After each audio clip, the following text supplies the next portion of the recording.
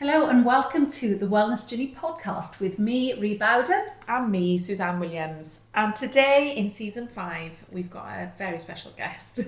We have Rachael with us from Starla Networking and Freedom to Thrive. Going to share some really lovely insights with us about what we would tell our younger self. But first.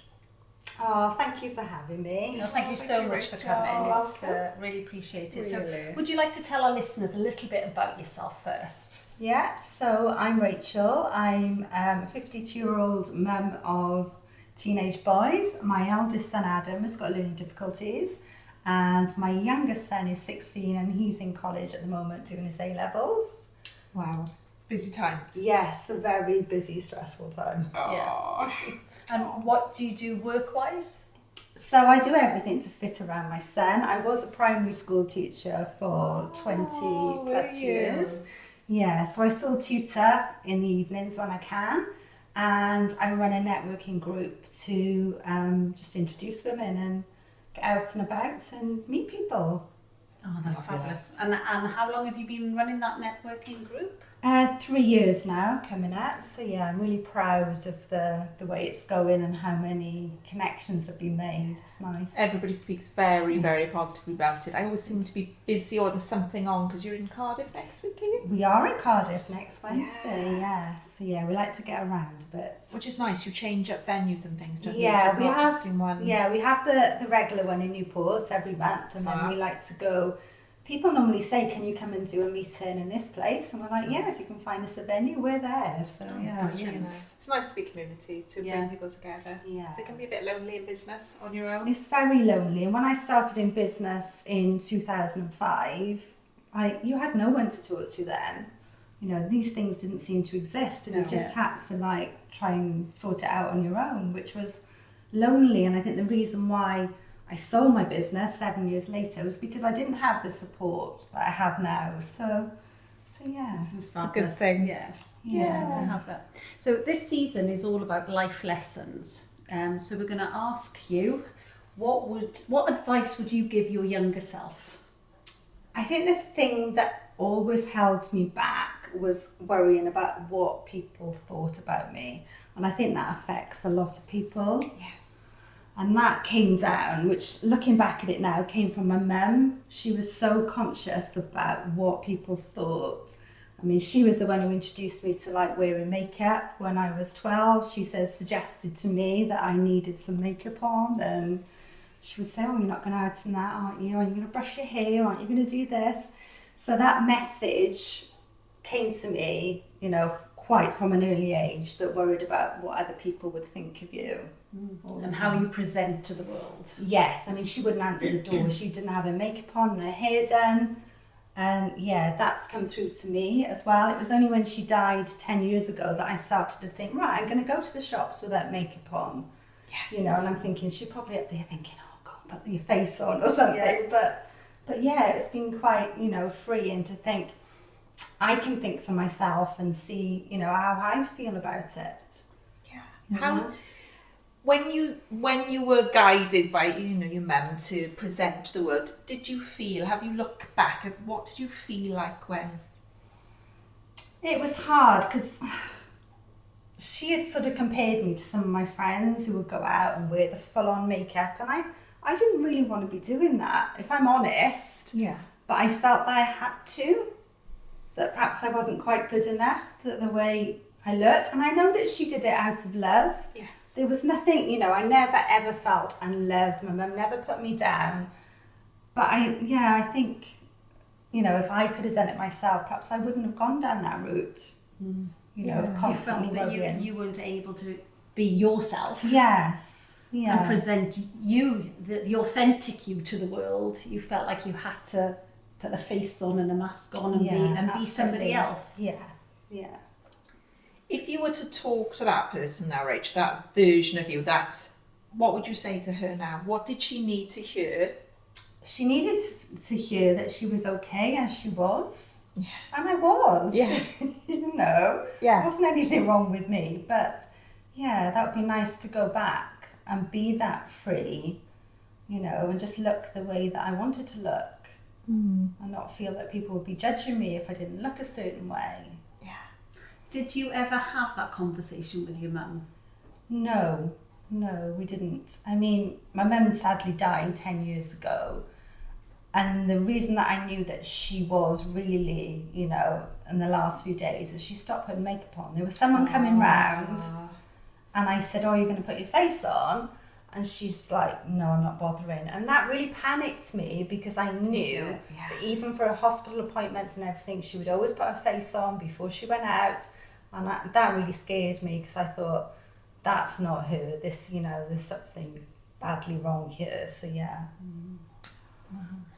Do you see this, you know, as a person who understands this, because you're very reflective, Rachel, when you see others, you know, on things like social media, people are presenting a version of themselves that maybe isn't them at times. Yeah. What would you say, you know, to someone who, if I am this, I'm okay, but if I'm not, I'm not? How would you... It's really hard because I see with my 16-year-old son, and even though we've instilled confidence in him all the way through, I've noticed that there's been a change in him from when he was little, like going through school, and now he's so bothered what people think about the way he looks.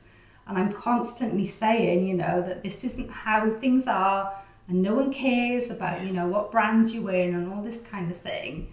And it's hard because I think it's ingrained in you in social media, it's ingrained in school. Yes. And they have this thing called boy banter, which is quite brutal. Okay. And how they talk to each other, and they make fun of people's heights and how they look and things. And it's awful to watch because it's almost like watching my teenage years. Yeah. You can see it being passed on from generation to gen. Yeah, and however much the parent says, oh, you're perfect the way you are, it's really hard to battle against that. I suppose lots of people are carrying it then, aren't they? Yeah. Those mums and those dads are passing it to their children. Oh, you've got to put this socks on now before you go out so that you... It's huge, isn't it? Yeah, I mean, my husband doesn't care. He doesn't even look in the mirror before he goes out. So he's just happy to. You know, not everyone's been brought up that way, I don't think. No. But, you know, it still exists and we're still really conscious about it. Very much so. But it doesn't necessarily have to be how you look either, does it? It's people are concerned of what other people think. It could be, what do you think because of the grades that I get in school? What do you think because of, you know, the food that I'm eating, or the boyfriend or girlfriend that I choose to have, or the hobbies that I have? And very often, you know, teenagers will stop doing certain things because, you know, they're made fun of.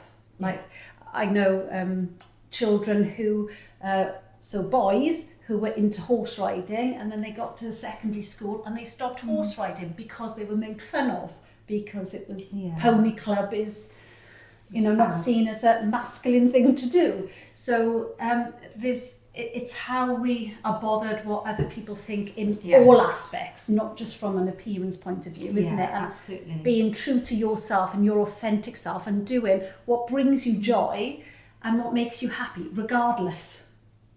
Yeah. And shutting the noise out. So how do you shut the noise out? Yeah, that's the thing, isn't it? It's and Rach, thinking about that, they're finding now that lots of autoimmune illnesses are... Women have 80% of autoimmune illnesses. Women are people pleasers. Often this is just from studies, put others' needs before themselves, care about what people think more, judgmental of themselves and critical. So we've had lots of things instilled in us as humans from different angles, whatever that is. How do we find, this is me, this is what I like, this is what I don't like, and that's cool? How did you find that, Rach? How were you okay really to go out without makeup? And I didn't do that by myself. I had a lot of therapy after my mum died, and I left my teaching job, and I thought, I'm not going to survive in this world unless I get help and support to put myself out there. It's really difficult. And I think whenever I start to doubt myself, I write a list of all the things I've accomplished. That's and really if you good. start doing that, your page goes on and on. You think you've done nothing. That's amazing. And then when you look at it, you think, wow, I've overcome all these things and done all these things. And you're like, it's a good reminder. That's a brilliant tool, That's- right? yeah. I like that. I'm going to use that. I love one. that. That's one to note. Yes, Yeah, to note to remind yourself, look, I've done Yeah. this, I've overcome that, I was brave there, I was courageous Yeah. there. I'm thinking about that sort of thing. You've got another aspect to your business called Freedom to Thrive. Yes. Do you want to share a bit about that? Because this is another thing that you've Yeah. So my creating. son, my 20-year-old, nearly 20, I keep on adding a month onto him, is he's got learning difficulties, and at the moment he won't be able to live independently. So from about the age since he was 3, I've been worried about what would happen when I die. So I've joined forces with a group of parents, and we are aiming to create a village, sort of a community, sort of going back to like your old values, which you would have had in the past, where you all live together and look out for each other, and there will be sort of work opportunities, and he can live independently and wander around just and enjoy the freedom that my younger son will be enjoying. This is incredible. This is a huge thing, isn't it? That's Very huge. exciting. Yeah. So what are you at now? What sort of stage are you? Well, we've got happening? everyone that we need in place, really. We've That's got amazing. the architect, we're looking for land, we're looking at investment, we're launching in London on the 31st of May to tell everyone about our plans. Okay. We've got a charity involved as well. So yeah, we've got all our ducks in a row. We're just waiting to go, really, and then looking for planning permission, and Okay. yeah, we're off. So Such That a is- fabulous thing, isn't it? When you say Wow. it makes total sense. Yeah. That just makes yeah, sense. Yeah, I think we've lost that sort of community aspect in a Yeah. lot of ways, which is why I sort of set up Starla, to have that community around us, because we don't have a big family, so we don't have that support around us. So we're creating it. I love that you reflected that they're both the same, aren't they? Yeah, Starla is community, Freedom to Thrive is going to be community, and it does link to what you were saying earlier as well. It's like feeling accepted in your community. Yeah. That this is me, I'm Rachel, I'm Suzanne, I'm Rian, and this is who I am in the community, and that's okay. Yeah. Whatever we come with. My son doesn't care. It's quite nice in a way, because he's got these difficulties. He really doesn't care what people think about him. If we're out, he'll suddenly lie on the floor and look at the clouds. Yeah. Just doesn't care. He'll hug trees. He's not thinking, oh, someone's going to laugh at me because I do. He just does intuitively what feels right for him. That's And we've learned a lot Have from you that. learned so much? Yeah. So he's very mindful, isn't he? He's very just in the moment. Yeah. And he'll just laugh. He'll giggle. Like, really, it's contagious. We'll all laugh with him. Aww. Because he's so, if you've done something nice for him, he'll hug you. There's no agenda going on. It's all. It's almost like he's had all those filters removed, the ones that we have to sometimes live through, isn't it? Yeah, it's quite nice. Isn't Yeah, it? he To is be like free that. in many ways, Yeah. isn't he? If the rest of the world could catch up, Oh, we yeah. wouldn't have to do this. He could move about, Yeah, freely and safely. So I love that. Yeah. I love the freedom, and the freedom to thrive for us as well, isn't it? yeah, To be this person that you are, whatever you are in this world, it's okay to be you. You don't have to be like that person over there, because they are them and you are you, and we hold ourselves back, don't we? yeah, absolutely. Definitely. I love that. What so if you don't mind me asking, if you were to talk to your younger version again as well, what would excite you about the journey? What would you say to her, this is exciting about the journey? I think that if you learn to love yourself and put yourself first, life is so much more exciting, because you can do anything. There's no restrictions, is there? If you're not scared to put yourself out there, you can do anything. And I love think that. when I'm doing something for my son, I can do that. When I do it for myself, it's not so much of a push to do it. And if I could get that much, do the same for me as I do for him, who knows what we could all achieve, isn't that? That's interesting, that, isn't it? Because we have the energy for that person we love, don't we? We can move mountains for the person we Yeah. love, and you are moving them. Yeah, What about this person that we love?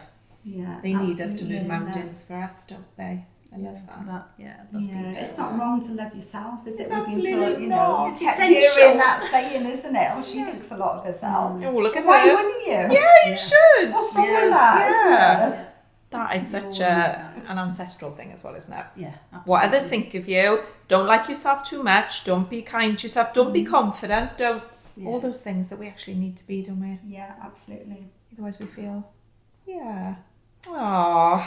So can I ask a favour? Would you mind sharing an intention or an affirmation to our listeners for this week, please? Because we like to end our podcast on this. So someone's got something to think about for... Something you could share. Okay, I think my affirmation at the moment would be, I can achieve anything.